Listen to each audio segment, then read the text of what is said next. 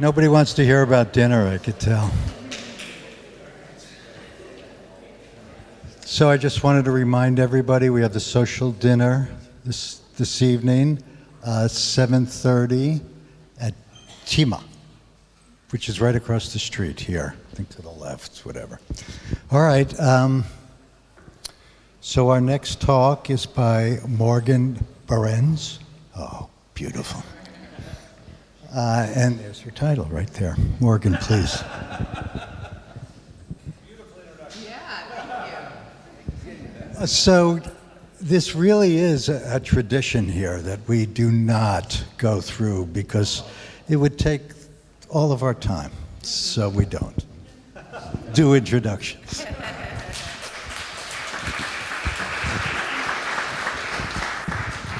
Well, thanks for the efficient introduction and the invitation to be here. It's been a really great meeting so far, and I look forward to hearing all of your thoughts. So the work that I'm going to be discussing today concerns this central question: how do we know what we see? Now, the problem of we know the nature of the world external to our minds is one of the oldest and most difficult in philosophy and cognitive science. So dating as far back as Socrates, philosophers, physicians, cognitive scientists, neuroscientists, and filmmakers at Disney and Pixar have wrestled with a question that's central to human cognition. And that is, when we interact with a new item for the first time, how do we come to know what kind of a thing it is? This ability underpins our interaction with the world. And in the late 19th century, luminary neuropsychologists like Wernicke were grappling with this very question. And a lot of their conclusions were really quite prescient. Here's what Wernicke had to say about it. The concept of a rose is composed of a tactile memory image, an image of touch, in the central projection field of the somesthetic cortex. It is composed of a visual memory image located in the visual projection field of the cortex.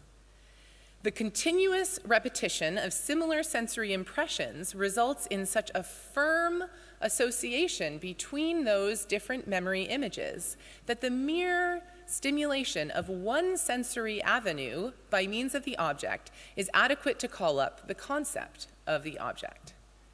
The sum total of closely associated memory images must be aroused into consciousness for perception, not merely of sounds of the corresponding words, but also for comprehension of their meaning.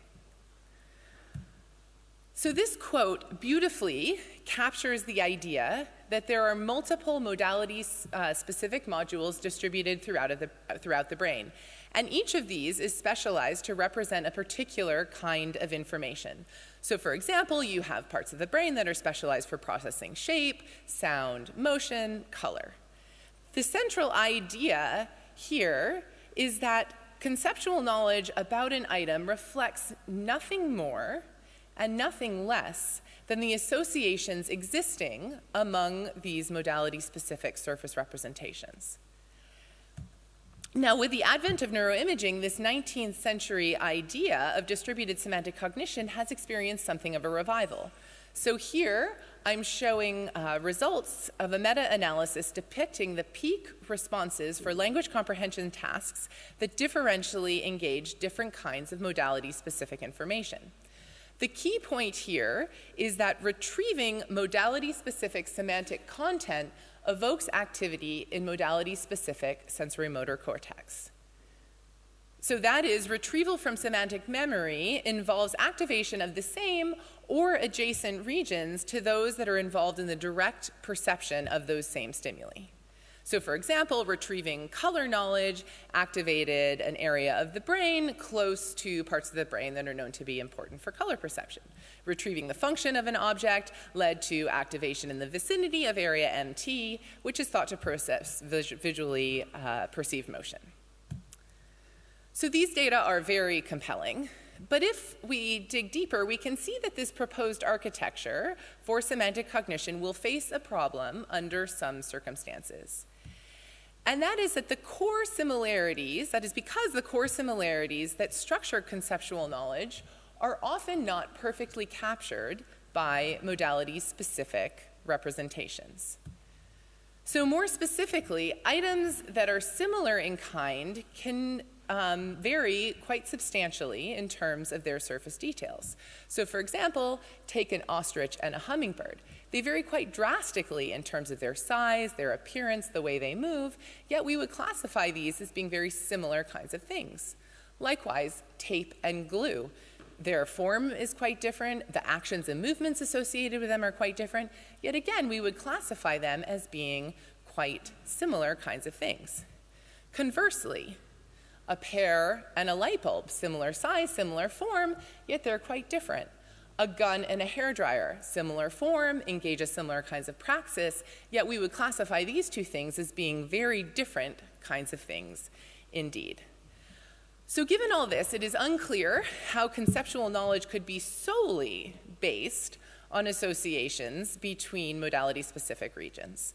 It seems that the semantic system must represent conceptual similarity structure that is not directly reflected in any single representational modality. So this is where my branch of research steps in. So we are interested in how semantic meaning is extracted from and related to the visual attributes of objects.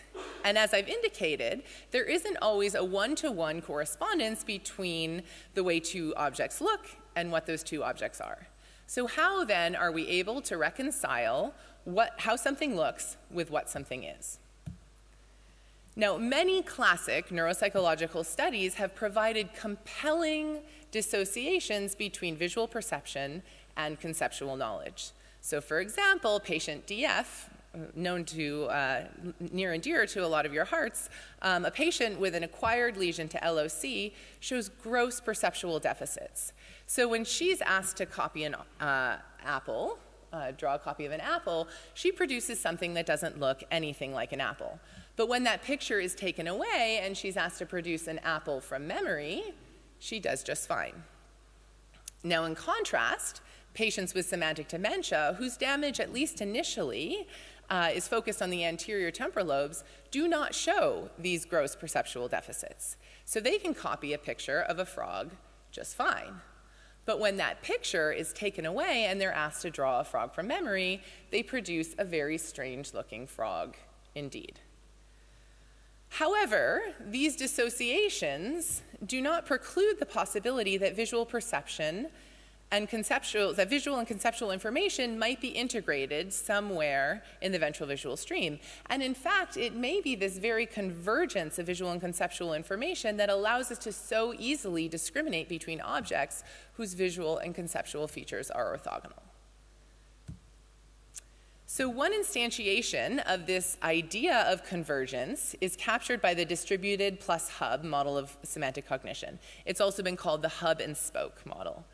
So this theory proposes that a modality-invariant hub in the anterior temporal lobe mediates communication across sensory-specific representations.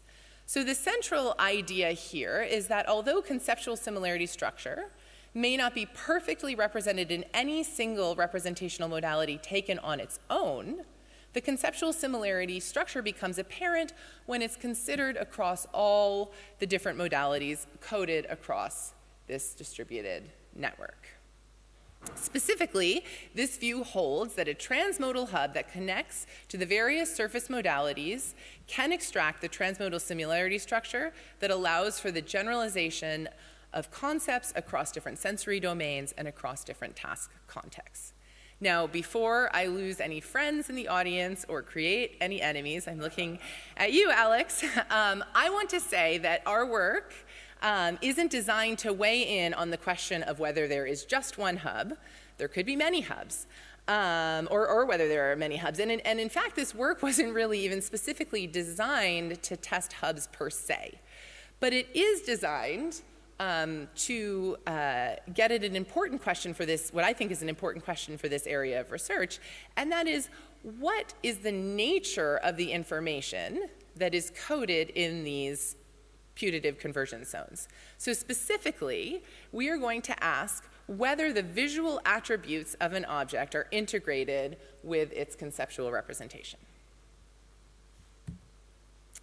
Okay, so where in the brain might we find this explicit coding of integrated visual and conceptual information?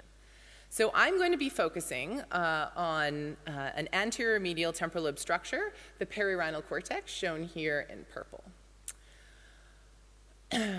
And in the studies that follow, we're gonna fervently be chasing this idea down. So the perirhinal cortex is densely connected with regions of the ventral visual stream known to be critical for visual object perception, and it's also densely connected with the anterior temporal lobe known to be important for abstract conceptual processing. And it's been linked to both of these processes. So I spent the first part of my career doing a lot of work with my colleagues to demonstrate that the perirhinal cortex is necessary for the visual perception of complex, novel objects. So, for example, in this example shown here, when participants have to judge whether or not these two simultaneously presented objects with lots of visually overlapping features are the same or different, we find that the perirhinal cortex is necessary and the perirhinal cortex is activated with fMRI. And we've replicated this finding time and time again. In addition, a separate stream of really elegant work, a lot of it coming from Lolly Tyler's group, has demonstrated that the perirhinal cortex is also sensitive to the conceptual similarities between familiar objects. So for example, the perirhinal cortex responded more similarly, patterns of activity in the perirhinal cortex were more similar to those for a lime and an avocado than they were between a lime and a violin. However, you may have noticed that there's a bit of a confound here. So conceptually related objects tend to share visual features. So sensitivity to conceptual information might be driven by visual factors. So to really address this question of integration of visual and conceptual information, we need to deconfound these attributes by independently varying visual and conceptual attributes across objects. And that's where my superb postdoc, Chris Martin, stepped in. So he painstakingly put together a word stimulus set based on chains of objects whose conceptual and visual similarity was not linked. So for example, bullet and gun are conceptually but not visually similar. And conversely, gun and hairdryer are visually but not conceptually similar, and so on and so forth. So these chains persist through his stimulus set of 40 objects. So to start this work, Chris needed to create a visual model, a behavior-based visual model that captured the visual similarities across the different objects. So to do this, nearly 1,200 participants rated the visual similarity of the pairs of objects on a scale of 1 to 5. So how visually similar are gun and bullet? And so on and so forth for all the stimuli in our set. So these values created our visual model, which is a matrix that depicted the visual similarity across all 40 objects in the stimulus set. So for example, in this model, gun and hairdryer have a high degree of visual similarity, whereas gun and bullet have a low degree of visual similarity percentile in this model. Then, Chris needed to create a model, a behavior-based model, that captured the conceptual similarities of the objects in a stimulus set. So to do this, nearly 1,600 participants provided semantic features for one object and one object only. So for example, 17 people, so I think we had 20 people provide ratings for each of the object concepts in our set. 17 people said that when generating semantic features for bullet, 17 people said that a bullet could be used to kill. No one said that a hairdryer was used to kill, fortunately, but 20 people said that it was used for hair. Now, from these generated features, we can calculate the cosine similarity across the different objects. So here in this model, bullet and gun have a high cosine similarity of 0.42, whereas gun and hairdryer have a lower cosine similarity of 0.07. So these values across all of the stimuli in our stimulus set created our conceptual model, which is this matrix that captures the conceptual similarities of all 40 objects. So a really important point to note here, that the correlation between the visual and the conceptual models was not significant. So thus, Chris has succeeded in removing this confound that conceptually similar stimuli also tend to be visually similar. So with this setup, we can now cleanly assess visual and conceptual integration of information. So finally, after all that work, we were able to take the object set to the scanner, using still another group of participants. So we scanned 8 runs of a property verification task involving visual and conceptual properties. So we did this because we wanted to bias our participants' attention to either the visual or the conceptual attributes of the objects.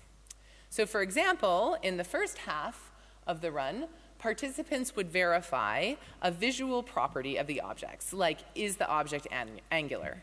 And then for the second half of that same run, they would verify a conceptual property of those objects, like is the object natural?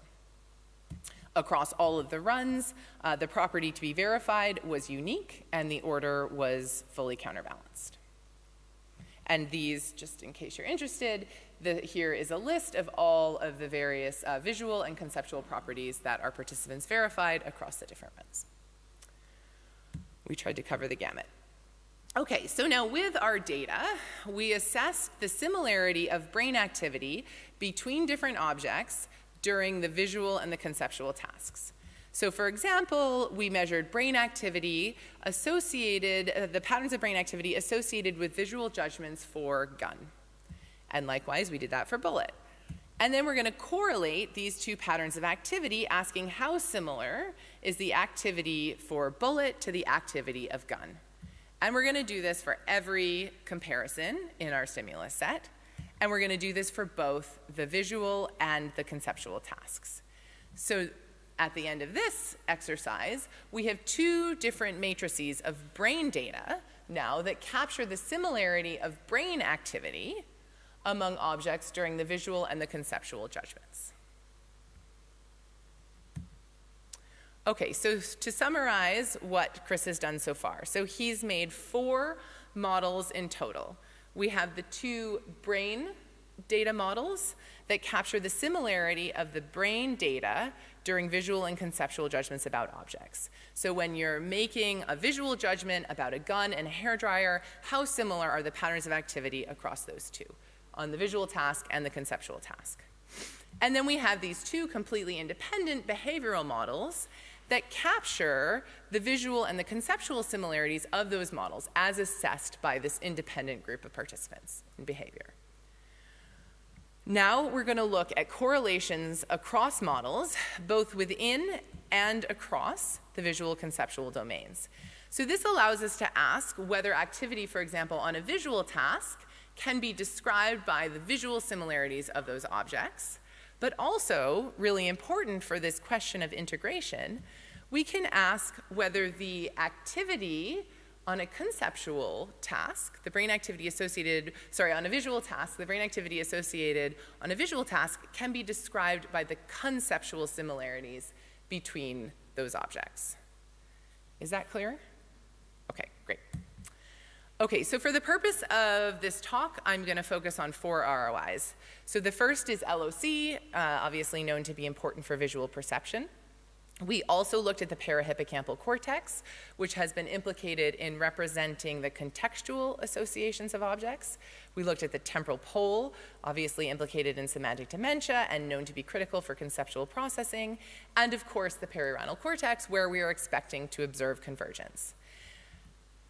Now, we also did a whole brain analysis, and I want to say this is entirely consistent with our ROI results. These ROIs are the main players. For the sake of simplicity and for not bombarding you all right before lunch with multiple brain maps, I'm just going to stick to the ROIs, but I'm happy, I have the whole brain results in my extra slides, and I'm happy to talk about them during the discussion.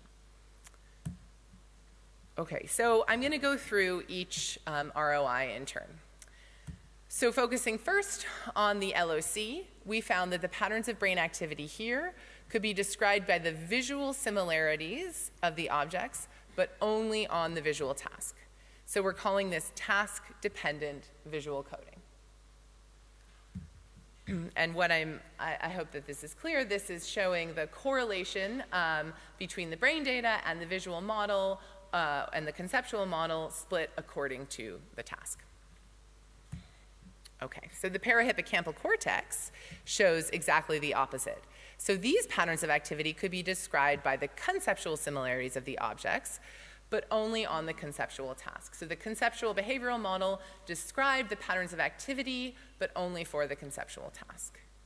So what I think is a really interesting interpretation of these results is that participants bring to mind a contextual setting for the objects when they're completing the task, when they're completing the conceptual task, but not when they're completing the visual task. So for example, thinking about the conceptual properties of a comb and a hairdryer might bring to mind the setting of a salon or a bathroom.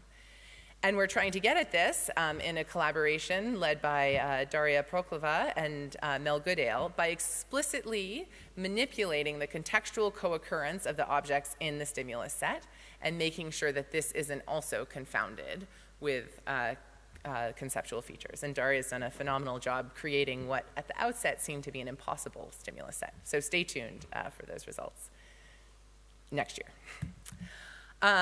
Okay, so moving on to the temporal pole. Consistent with its established role in abstract conceptual processing, we found that activity in the temporal pole correlated with the conceptual similarities of the objects for both the visual and the conceptual tasks. So that is, it showed task-invariant coding of the conceptual similarities between the different objects. Okay, so now most interestingly to me is what we observed in perirhinal cortex. So here, the activity was captured by both the visual and the conceptual similarities of the objects, regardless of the task. So this suggests that visual and conceptual information is integrated in perirhinal coding such that visual information comes along for the ride when completing a conceptual task and vice versa. And our whole brain analysis supported this claim. It was a contiguous cluster of voxels in left perirhinal cortex that was the only region in the brain to show this integrative coding. That is, it was the same subset of voxels in perirhinal cortex that carried both the visual and the conceptual information. Now, notably, I just want to direct your attention to the graph here. So we saw an interaction between models of visual and conceptual similarity and task context. So although the perirhinal cortex always coded both visual similarity regardless of the task, these visual similarities were influenced in the visual task. And likewise, although perirhinal cortex was always reflecting the conceptual similarities of the objects, these conceptual similarities were emphasized in the conceptual task. So this suggests to us that attentional control is modulating these multivoxel activity patterns such that the multidimensional similarity structure in perirhinal cortex can be flexibly reshaped to task demands. Okay, so what does this mean? So despite the fact that we deconfounded visual and conceptual information, and despite the fact that our task biased our participants towards either visual or conceptual features, perirhinal cortex nonetheless represented both kinds of information. So just stop and think about what this means for a moment. So while participants are making visual judgments about objects, so for example, is a gun angular? Is a bullet smooth? The perirhinal coding is described by the conceptual similarities between those objects. Conversely, while they made conceptual judgments about objects, so for example, is a hairdryer natural? Is a gun pleasant? Perirhinal coding captured the visual similarities of those objects. So the fact that a gun and a bullet are dangerous is absolutely not needed to assess whether they are angular. And likewise, you don't need to know that a gun and a hairdryer are visually similar to assess whether or not they're pleasant. But in terms of perirhinal coding, this information seems to be coming along for the ride. So why would the brain represent information in this way? In any given situation, only a subset of our full complement of knowledge is relevant to the task at hand. So for example, if I gave you this set of objects and I asked you to group them according to which you would want to host a dinner party versus which you would want to have a jam session, I think we would all agree on this arrangement. And if I asked you to sort these objects based on their color, I think we would come up with a sorting like this. And if I asked you to put them on a continuum based on how you would feel if your very good friend asked you to come over and help move them out of your apartment, I think we'd sort them differently yet again. So in order to use our knowledge appropriately, the semantic system must retrieve diverse and often interfering properties to complete different tasks. Now, of course, whether a property is interfering or not varies according to the particular context. So adaptive behavior requires that we're able to flexibly resolve interference from features irrelevant to the task at hand. And I think that the multidimensional representational structure of object concepts in the perirhinal cortex is key to resolving this interference from task irrelevant features. So in the next study, we investigated what happens when these representations are damaged.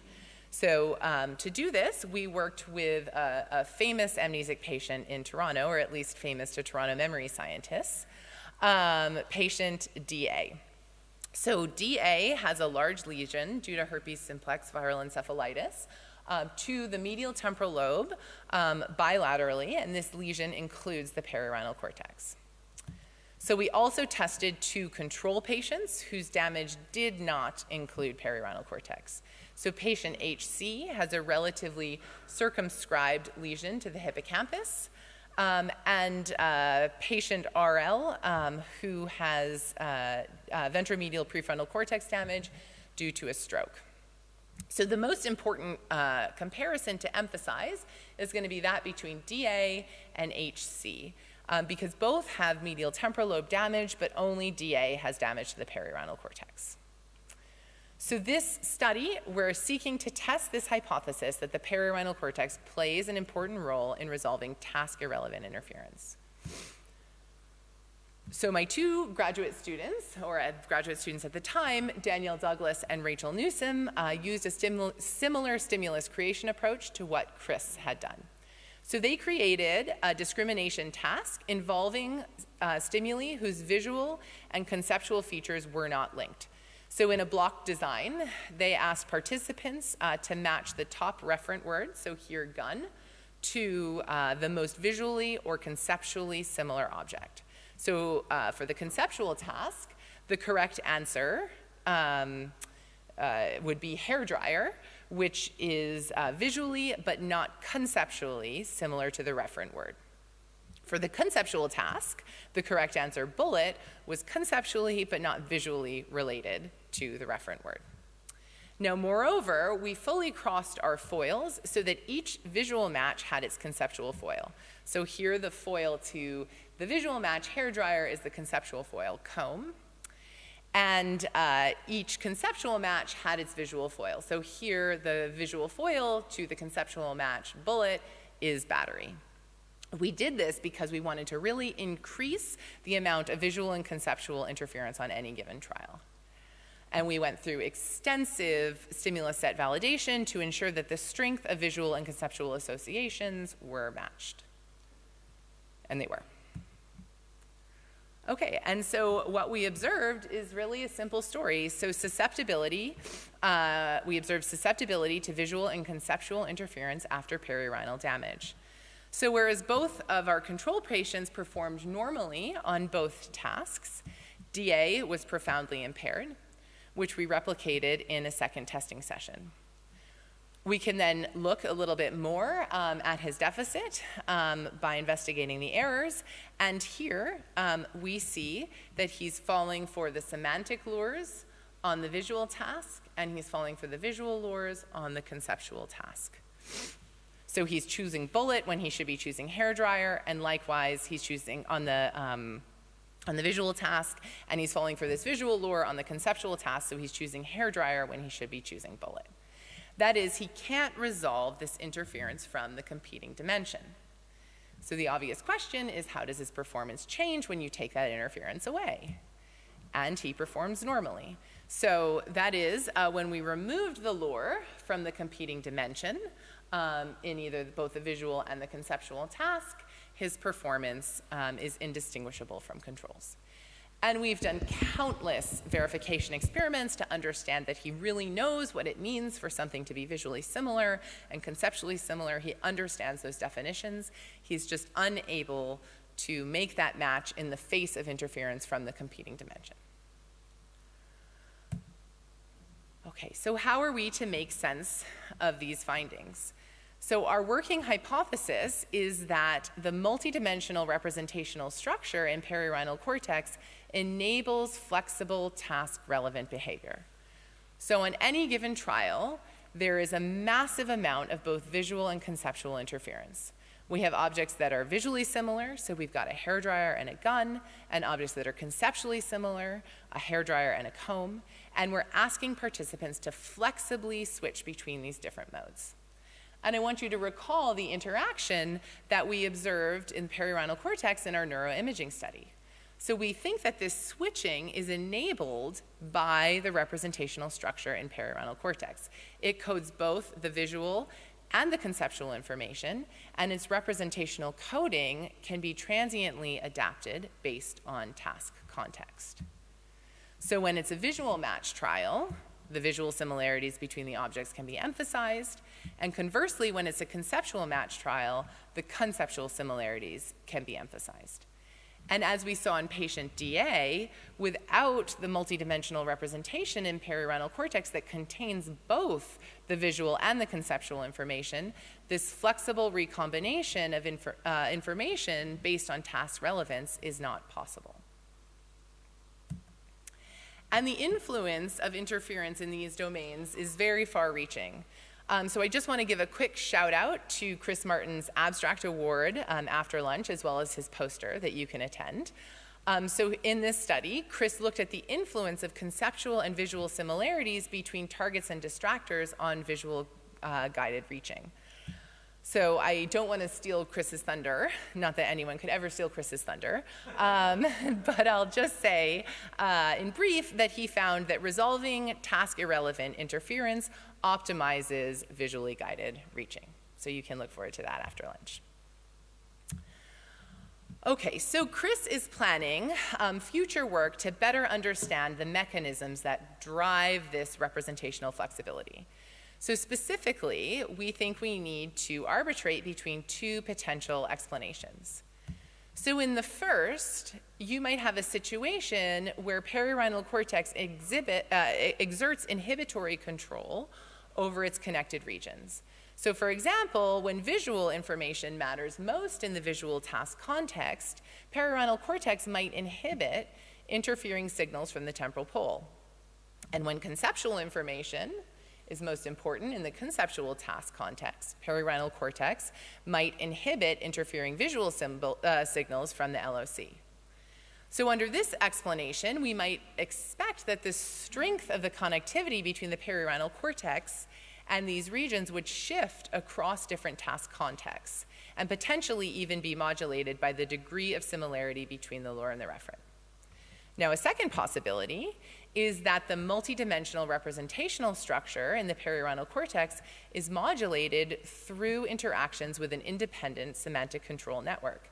So the notion of interacting systems of representation and control is absolutely not new. Sharon Thompson-Schill proposed this more than 20 years ago. And it's been suggested that the inferior frontal gyrus may act as a selector of task-relevant semantic information. So under this explanation, we might find that the perirhinal cortex connectivity with the LOC and the temporal pole doesn't change, but instead it's connections between perirhinal cortex and IFG that reflects the degree of competing interference. So stay tuned for this, maybe next year. Okay, so we have lots of work to do, but I think we are building a story that the integrated representations in perirhinal cortex provide the informational bedrock to make sense of the sensory cacophony that's present in everyday experience, allowing us to interact appropriately with the objects in our world. So our neuroimaging study showed that visual and conceptual information are integrated in the perirhinal cortex. The perirhinal cortex represents both the visual and the conceptual attributes of objects, and it does so in a flexible manner that allows for seamless discrimination between objects whose visual and conceptual features are orthogonal. And when these representations are damaged, as occurs in MTL amnesia, we observe vulnerability to interference from competing visual and conceptual information, because these representations cannot be reshaped in a task-appropriate manner. So in sum, at the level of perirhinal cortex, it may not be possible to fully disentangle visual and conceptual processing. That is to say, for these computational operations in perirhinal cortex, seeing implies knowing. And I just want to thank all of the individuals who have been involved in this work. Chris Martin has been our fearless leader at the helm, Danielle Douglas and Rachel Newsom, and an incredible undergraduate, Louisa Mann, who did a lot of the stimulus storming. Thank you very much for listening.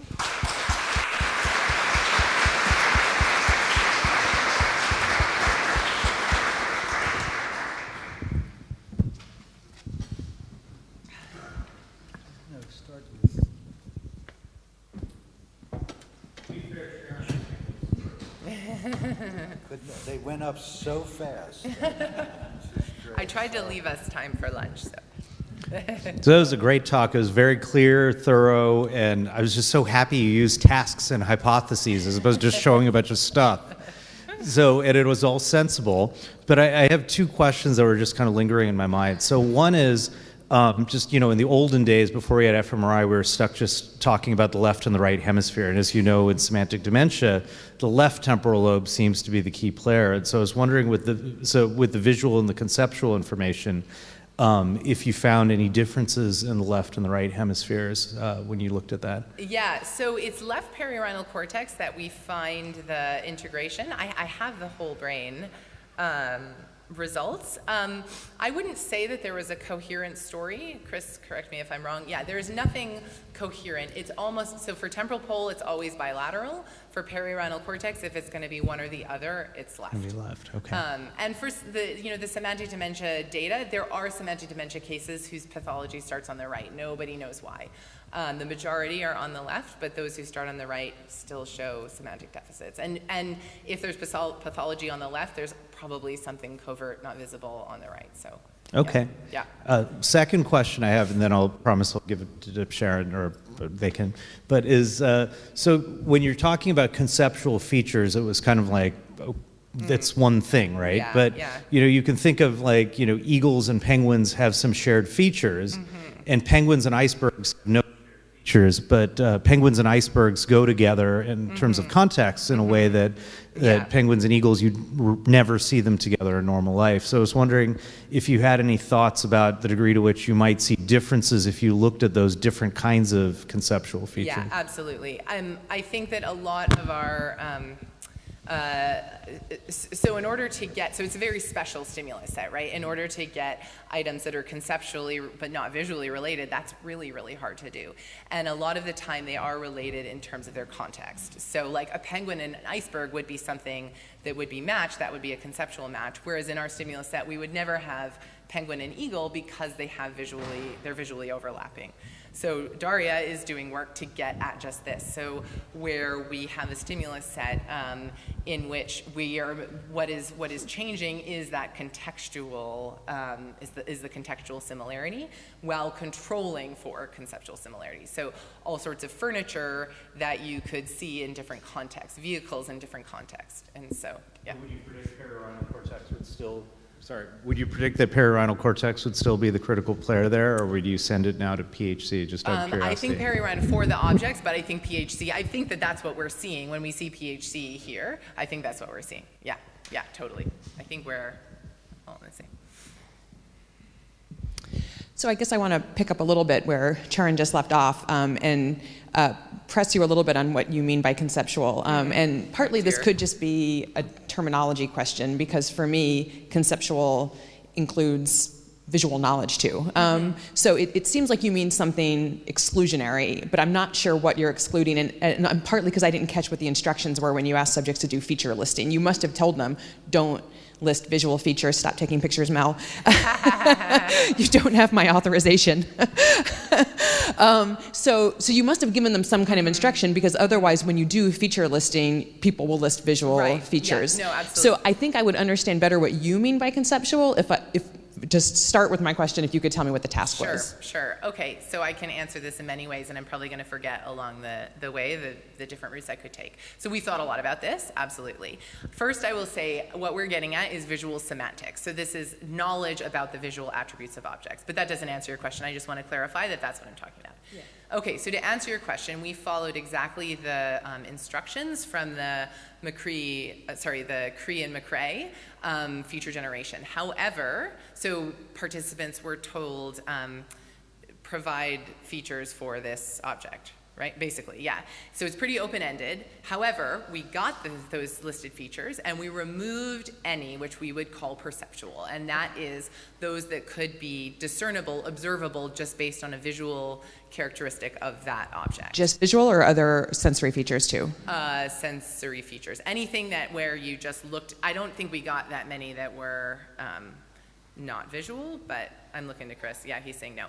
Yeah, so a gun. Is louder moved?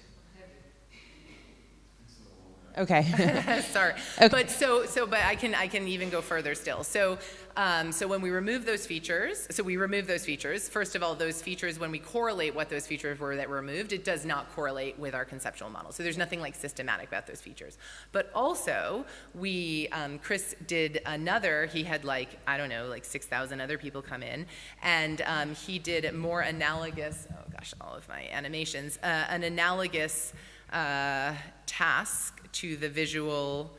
So here, where we have pairwise visual similarity ratings, he also, instead of this feature generation task, or in addition, he had another group just provide conceptual similarity ratings. So how conceptually similar are these two objects? And the results are exactly the same. Okay, so, but you must have told them what conceptual means, to not include sensory features or something.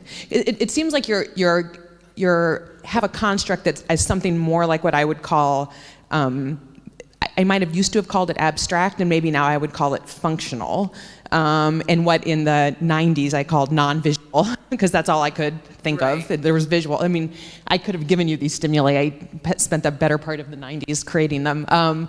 But so it's, something, you mean something more specific by it. And this leads into my question. Okay. That was just I just needed to clarify that, which is all the examples you showed, and maybe because you were trying to find functions, were of objects. And, we showed 20 years ago, since you already called out my age on this, that the nature to which these things interact, and more recently we've shown the locations in which they interact, really depends on the categories from which they're drawn. Mm-hmm. And so I'm wondering how much of this, even if you have some animals or some fruits in there, which I don't know, but how much of this is a function of the stimuli that you used interacting with these kinds of systems. And if you had a different set of stimuli that had natural kinds, where you wouldn't be able to do this dissociation. I get that. Yeah.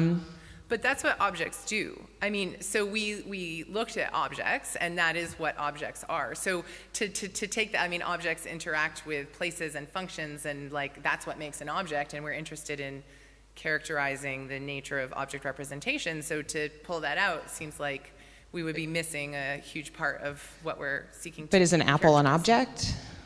Yeah. Yeah, so I guess what I'm saying is there's lots and lots of evidence that the integration of visual and non-visual information is category dependent. And so I'm just not sure. But so we have lots of categories. Okay, that's what I'm asking you. Yes, yeah. We have lots of different categories.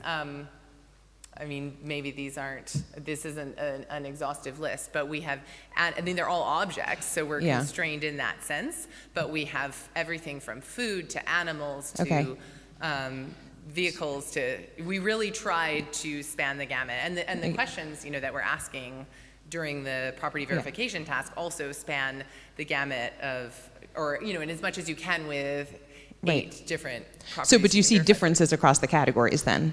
We don't have the power to look at that. Yeah. Okay, because 20 years ago, we reported these same interactions varying by categories with way less power than I'm sure you have today. So Right. I would try and look, yeah. But, sorry, so I'd look like, 20 years ago, you were looking in terms of univariate, just like signal change. Like, so, yeah. Yeah, but more recently, we've done the pattern stuff. Yeah.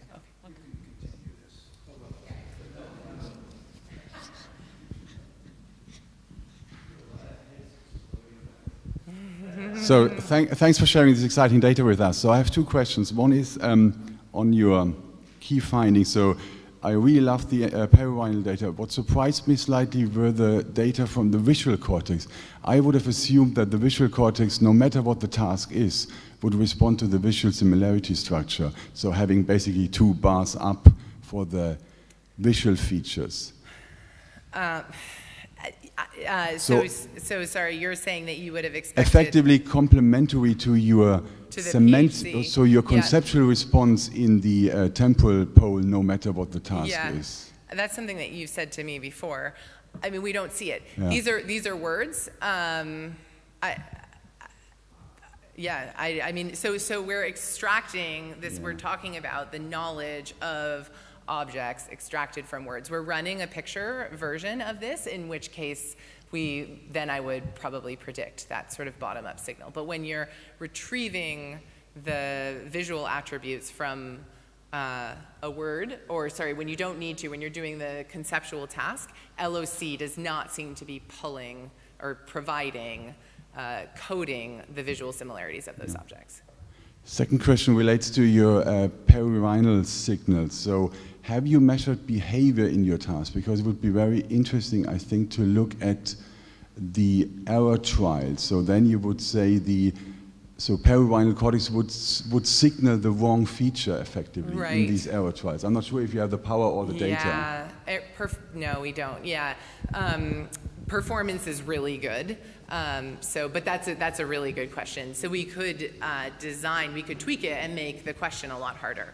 So then we can get, when they get it wrong, can we see, is periwiral emphasizing, especially under conditions of really high interference. So this task there's just one word on the screen at a time. So the interference is all sort of across trial, and even the blocks, the different property verification, it's been fully blocked. So interference is not quite as high. So I think your question is a really good one. If we interleaved it and we really load it up on a trial-by-trial basis, if we see in periwiral cortex, if it's leaning towards the wrong domain, then do you start to get an error? Yeah, that's a great question.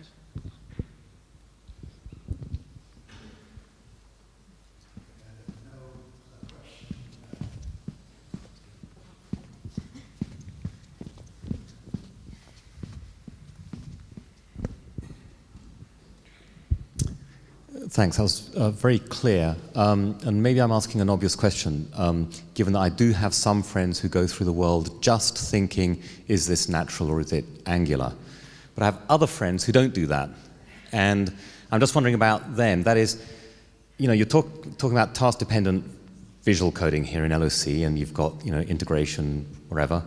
But how much of this is about the categorization task that you're getting people to do? So if I say, in a task where I've got to reach for the banana, am I going to be activating, can you be certain that this generalizes so that even in that case where I'm not doing a semantic categorization task, where, by the way, in the real world there are these correlations, right? If it's angular, it's more likely not to be natural, let's pretend, unless it's a rock. And so it could be that there are these correlations that are driving this, what you're seeing as sort of integration, or both sets of features, what you're calling non-visual conceptual and visual being activated. Sure. Okay. So I heard 2 questions there. The first is, to what extent do these effects generalize? And so I'll just direct you to Chris's talk later. So, and again, I don't want to give his talk for him, but we found that these, not that I ever could, but that these effects, when you're reaching, there's a interference, or your reaching trajectory is pulled based on the interference, based on the task that you're in. Okay. So I do think that these effects generalize. We've found in a whole other, like completely different line of work, but we found, sorry. Sorry, so they do generalize, but in those same brain areas? This is behavior. Right, exactly. But do you have the equivalent? So is it in perirhinal or wherever it is that? We don't know yet, but I would think the parsimonious explanation would be that it is, yeah.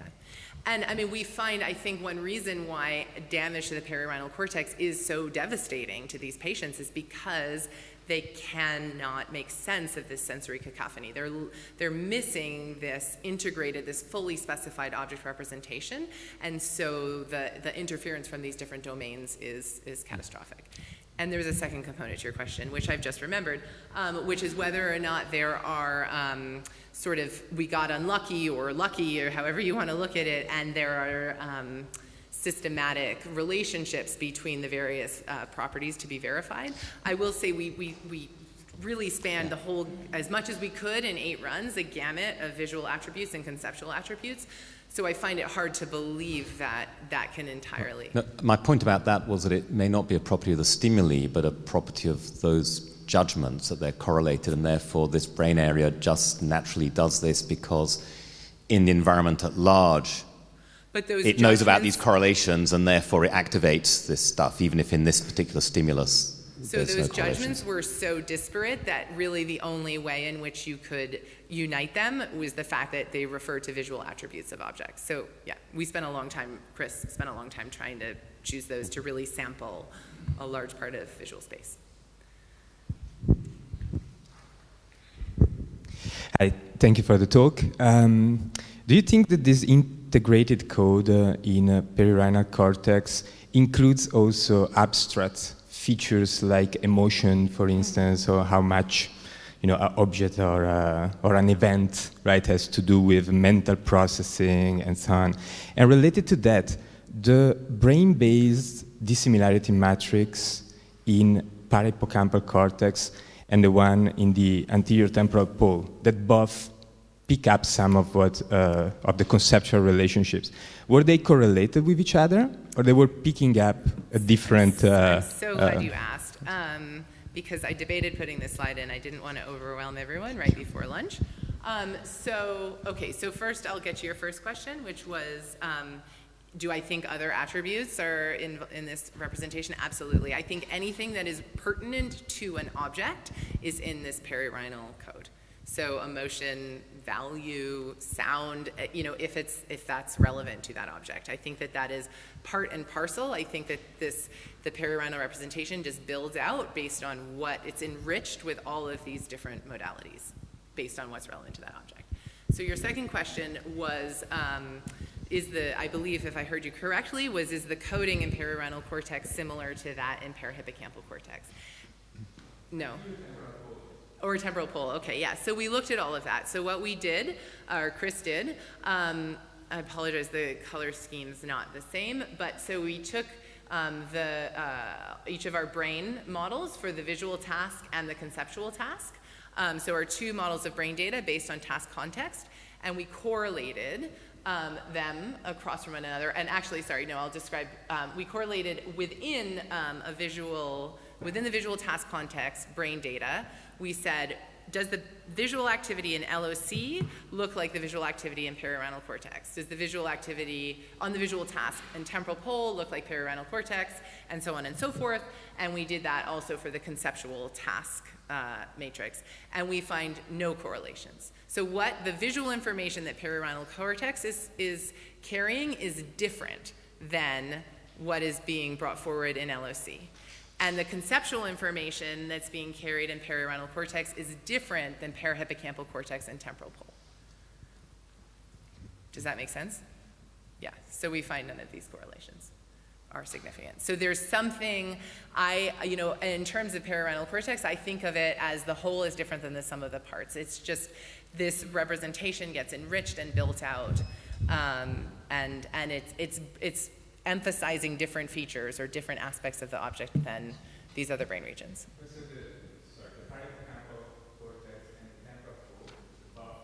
Yes, that's here. They are picking up in different parts, let's say, of the conceptual space. Exactly, yeah. Or at least their brain matrices are not correlated. So to the extent that the brain data is picking up the conceptual space, yeah. Yeah. I got the mic. Okay. So actually, I had two questions. That was the first question, was whether the neural similarity matrices are only correlated in perirhinal cortex, and it seems that is more or less the answer.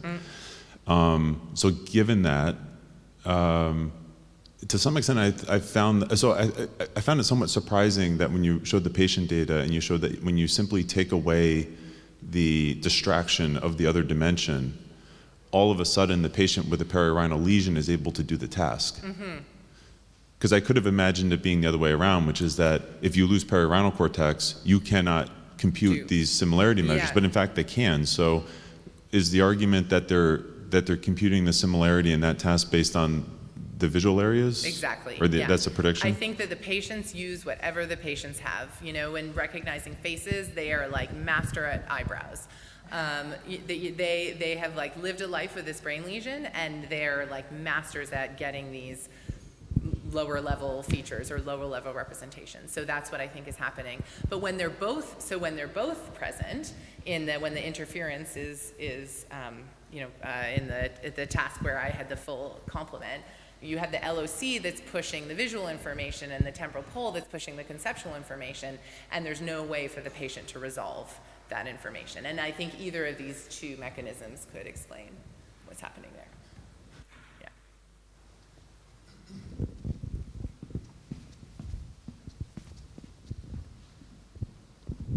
Thank you for that lovely talk. Thank you. So I'm curious about, you start out with this nice hub and spoke model and talking about integrating the features from the different modalities.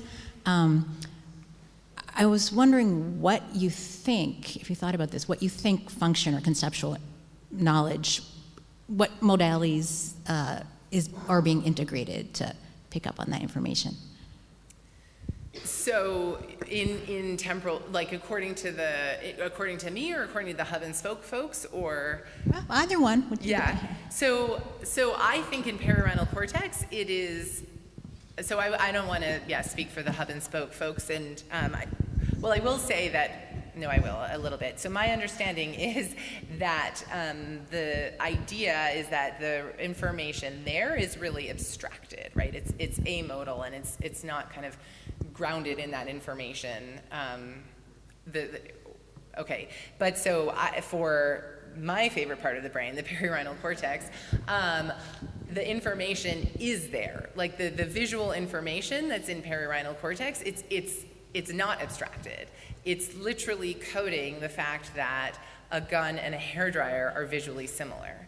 And so that visual, I mean, all I can speak to with this data is visual information with these conceptual attributes. But I think that it extends to all manner of sensory modalities that are relevant to objects. So we're going to look at this with sounds, for example.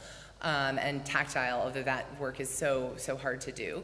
But I think that it's all there. It's all in there. And I don't necessarily think that it's abstracted in perirhinal cortex. I think it is, it is that like kind of the homunculus of an object in the brain.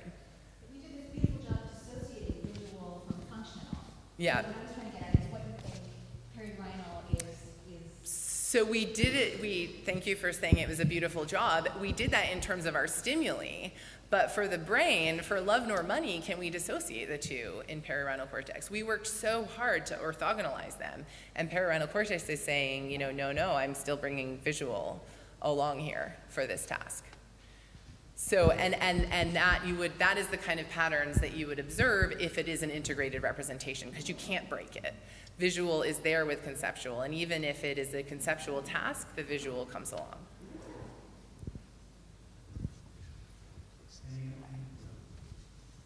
Any other questions? Sharon?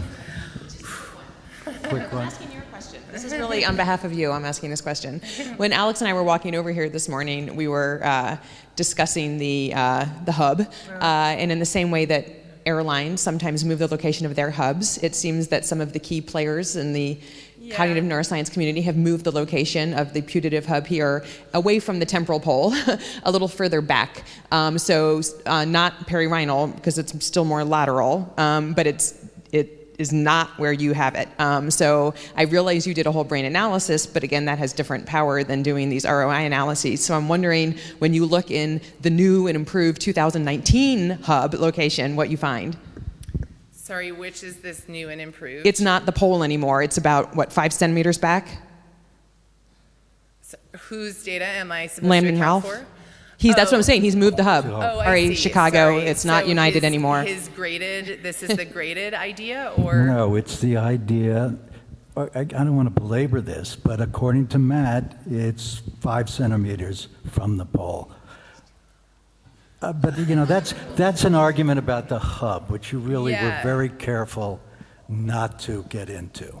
But I mean, I don't even know if what we're measuring is in fact a hub. Like, I don't know. Yeah. So I don't know. I'd rather not have to account for other people's data with mine. On the new hub, okay. It would be back near that, what she was calling parahippocampal, but according to them, it's anterior fusiform. But again, I mean, you never made the claim, so I'm not going to belabor that. Can I make one point, though? I think so. We get into a lot of trouble with our terminology, and visual. I think it's clear for most of the people here, what you were calling visual is a conceptual task. You had 2 different types of conceptual tasks. The fact that LO was responding to a task that was based on words, right, to make these decisions about a particular property, which I don't even consider modality specific, I thought was quite amazing. What's beautiful about the neuroanatomy, though, is that it's not fuzzy. The pole is a place, right? The hub is not, but the pole is, perirhinal is, LO is a place. So I have a couple of questions. One, have you seen any patients with perirhinal lesions selectively, ever? So, nature doesn't. It's a yes, However, no. I mean, so that is how I actually would have answered this question like 6 years ago. But I think that the field we're starting to realize that there is an enormous population of relatively selective, although nowhere near complete, perirhinal damage in the form of preclinical MCI. So it seems like the early pathology is lateral entorhinal perirhinal cortex. So obviously our work, it's a lot easier to find, unfortunately, patients. Which patients were these? I missed it. MCI. Oh. So, we observed this actually with screening our controls. We just ran the MOCA because we wanted to get healthy controls for patients, and we realized that about 1/3 of our controls were failing the MOCA. And then we looked into that in more detail, and it seems that a lot of our so-called healthy controls that sign up for our participant pool, in fact, are showing signs. So, but clearly these patients so far have had a lot of temporal lobe damage. Well outside perirhinal absolutely. cortex. Yes, yeah. So you could have made the claim about any part of anterior temporal cortex. Okay. Yeah. I had other points I wanted to make, but I think we'll just end it there then. Thank you so much. Thank you, Morgan.